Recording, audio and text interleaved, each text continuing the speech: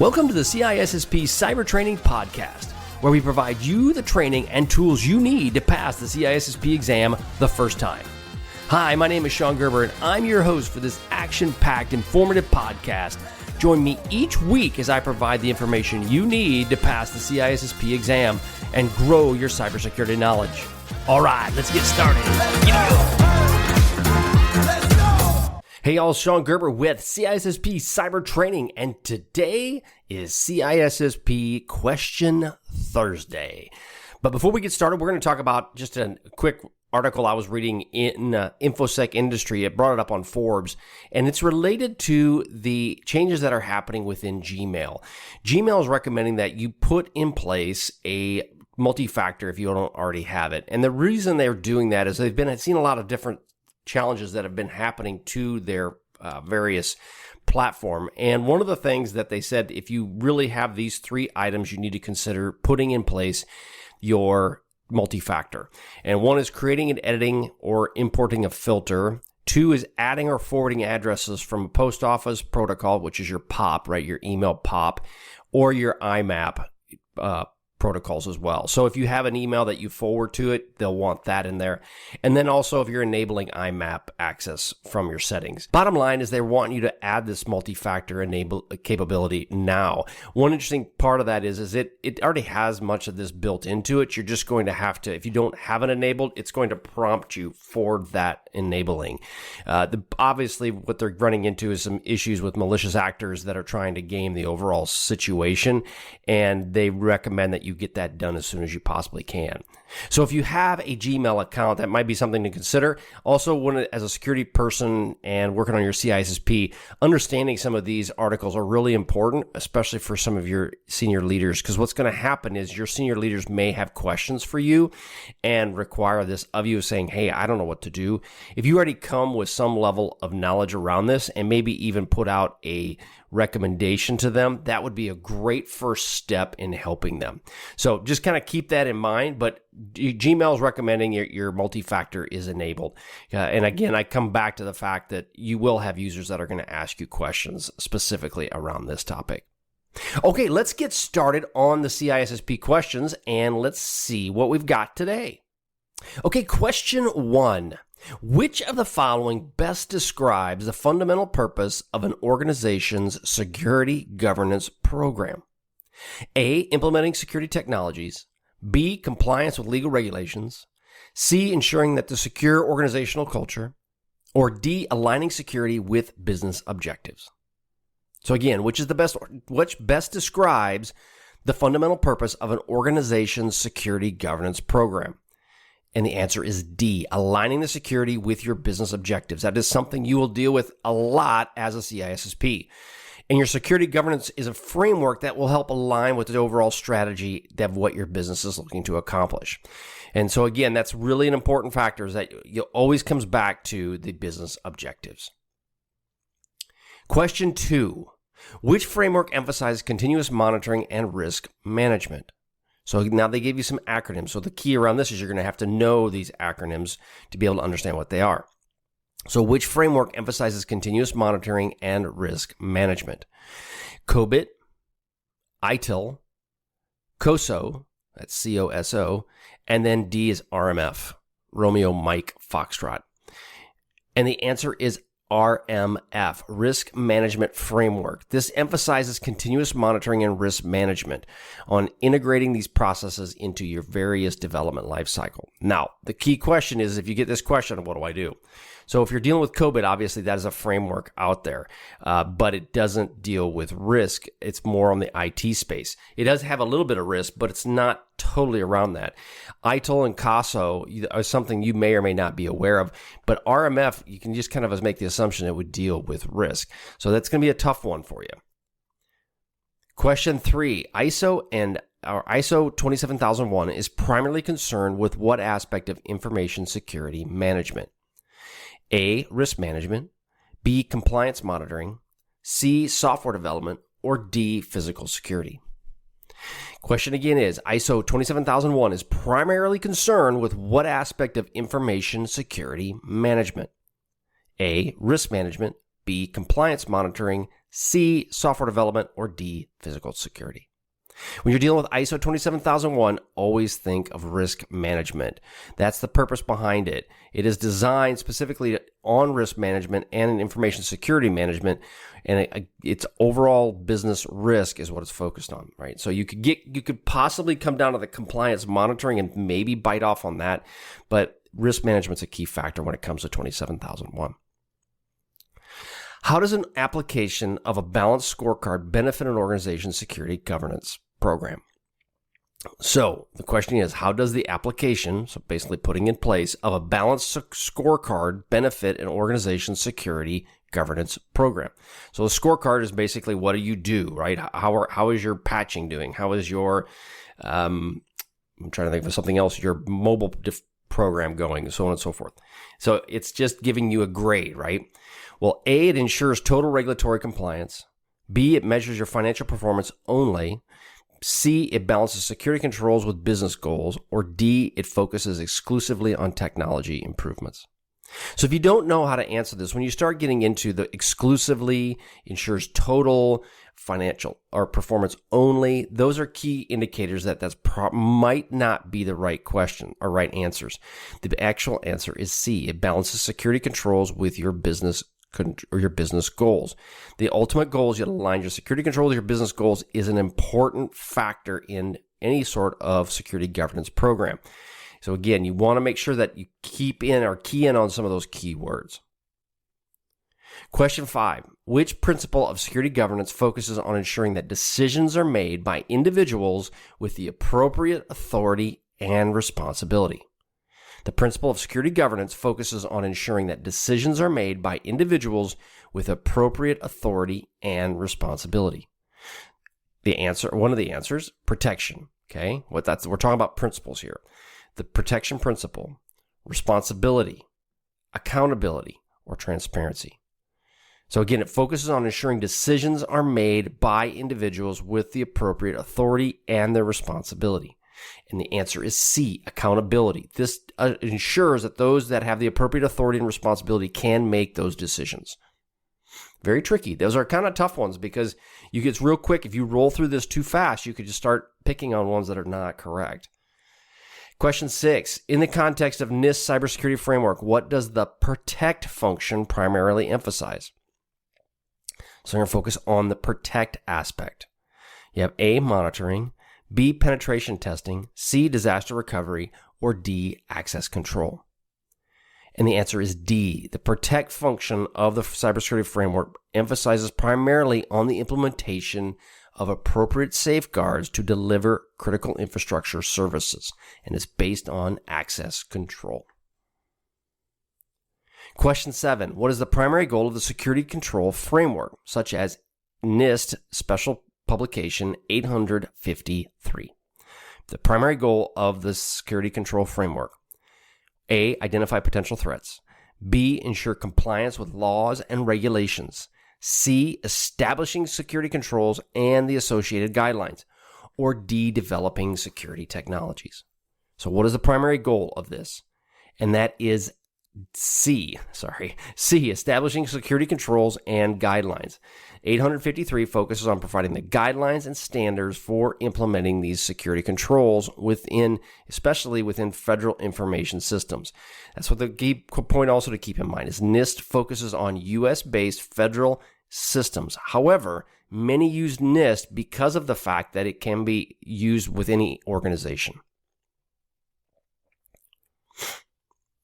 Question 8. Which international standard focuses on the implementation of risk management processes that are integrated with the overall business risk? Again, the international focus, keyword, and implementation of risk management processes, keyword, and then it's integrated with overall business risk. So you have ISO 27002, ISO 27005, ISO 27001, and NIST 853. Again, which one is it? International standard focuses on this, so it would be the ISO 27001, focuses on risk management with the organization's overall risks. Okay, question 9. What does the Sherwood Applied Business Security Architecture, SABSA, primarily aim to provide? Now, when I first took the CISSP, I had no idea what this would be. And honestly, even in my job, I'm not totally connected with SABSA. But one thing that was, I started doing some digging into this, I figured, you know what, let's throw this out there as a question and then see what you think. Well, we'll go through some of the responses. A, detailed technical controls. B, business-driven approach to security. C, compliance with GDPR. Or D, network security protocols. The key is, if you don't know what this is, focus on the name. The Sherwood Applied Business Security Architecture. So if it's a business keyword and it's a security architecture. So if it's an architecture, it's not going to divide or design specifically on detailed technical controls. Most architecture is not in a detailed. It's more of a larger abstract environment. Compliance with GDPR as question C, or as answer C, no, it's not focused on that because it really doesn't get in. It could potentially because it's business related, but I wouldn't glob onto that one. And then network security protocols, it doesn't have anything to do with network security protocols. So if you had to narrow it down, you potentially could go with B and C, but the actual answer is B, the business-driven approach to security. It's a framework and a methodology for delivering a cohesive information security solution, okay, that aligns with your business, thus providing a business-driven approach. Okay, so which of the following is not an underlying principle of COBIT? So we talked about this before. What is COBIT? That's one of the frameworks that deals specifically around IT. And well, so if you know that going into it, then the answers would be meeting stakeholders' needs is one answer. That's A. Meeting or applying a single integrated framework, that would be B. Or C, enabling a holistic approach. Or D, ensuring technological advancement. Okay, so which of the following is not an underlying principle of COBIT? Okay, so it's easy to glob onto the wrong one on this, but meets the stakeholders' need. That would be a principle that you would want it to do. Applying a single integrated framework. COBIT is an integrated framework. You'd want that to be the case. C, enabling a holistic approach. It's more all about, it's a full up again, basically around the whole situation. Or D, ensuring technological advancement. Now, even though COBIT focuses on IT and it focuses on that aspect of it, it's not an underlying principle of COBIT. Okay, COBIT focuses on the stakeholders' needs, your integrated framework, and enabling a holistic approach. So again, think about the question. So which is not an underlying principle of COBIT? Again, it's highly focused on IT and the technological aspects, but it's not ensuring that the technological advancement is occurring. Okay, what is the primary focus of COSO framework? Okay, so the COSO framework is the Committee on Sponsoring Organizations and of a Treadway Commission. Okay, so that's really hard, right? But it's basically, that's the purpose of COSO. Now, the focus of it, since it is a committee sponsoring organizations of the Treadway Commission, okay, this focuses on internal controls within an organization, especially related to financial reporting. So as you're going down this path, because you may not have heard of COSO before, it is focused on internal financial reporting. So when we look at the questions, what is the primary focus of COSO? A, network security? No. B, internal controls within an organization? Possibly. C, disaster recovery? Not really. D, incident response? Not really. So the answer would have to be B. So again, you got to understand the COSO framework. Even if you didn't know COSO framework, if you understand, it's probably not dealing with disaster recovery or incident response, because both of them would probably fall within a very similar area. You could throw those out. Network security, I've never talked about that too much in our podcast, so it probably isn't one that would fall into that. So you then break it down to an internal control within an organization. Next question. Which stage of the RMF process includes the formal acceptance of a system? A, categorize. B, implement. C, authorize. Or D, monitor. So we're talking about the risk matrix framework, right? The risk management framework. So that's the RMF, the risk management framework. What includes the formal acceptance of the system? A, categorize. B, implement. C, authorize. Or D, monitor. And And the answer is C, authorize. Authorize is the stage in which the RMF process involves the formal acceptance of the system and understanding the security controls that are in place. In the context of security controls, or the security control framework, what does the term baseline refer to? Okay, so in the context of security control frameworks, what does the term baseline refer to? A set of minimum security controls. B, the first phase in a risk assessment. C, the security incident response plan. Or D, the network monitoring tool. So you're looking at a baseline. Again, that's the beginning, the minimum security standards. What would that be? A set of minimum security controls or standards that you have in place. That is your baseline. This is the starting point for your system hardening and in your overall risk management strategy. Okay, I'm going to give you a couple scenario questions real quick here. The CEO of a large financial organization is pushing for a quicker adoption of new technologies to stay competitive. As the CISO, you decide to follow a risk management framework to ensure a balance between rapid technology development and security. Which of the following is not generally used for this purpose? So you're looking for a risk management framework, okay, to help balance between rapid technology and security. And you're also looking for a quick adoption. So the following frameworks, NIST 853. So again, look at the negatives. This is not generally used for this purpose. NIST 853, ISO 27001, COVID, or Agile. So as we've talked about in the podcast, the top three are frameworks. Agile is not a framework. It is a framework, but it's a software development framework. It is not specifically around the overall risk management process that you would be tied to, typically to 853 or ISO 27001 or COBIT. Sorry, can't speak. But again, Agile is a framework focused on software development, so it is not used for this specific purpose. Okay, so next question. Your organization is evaluating the financial impact of a potential data breach. The asset value is $500,000. So the one asset you're looking at, the value of it, okay, and we talk about this whole plan of figuring out your single loss expectancy. This is your SLE. The asset value, AV, is $500,000. The exposure factor is 60%, which basically means 60% you were exposed. What is the single loss expectancy that you could attribute to this potential data breach? So you have 30,000, you have 60,000, you have 300,000, or you have 500,000.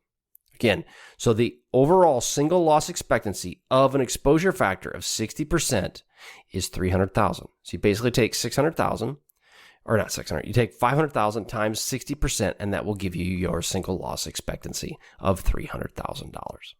Okay, thank you so much for today. You're all done. I hope you have a wonderful day. Go out to CISSPcybertraining.com and you can check out what I've got there. It's available to you at any time.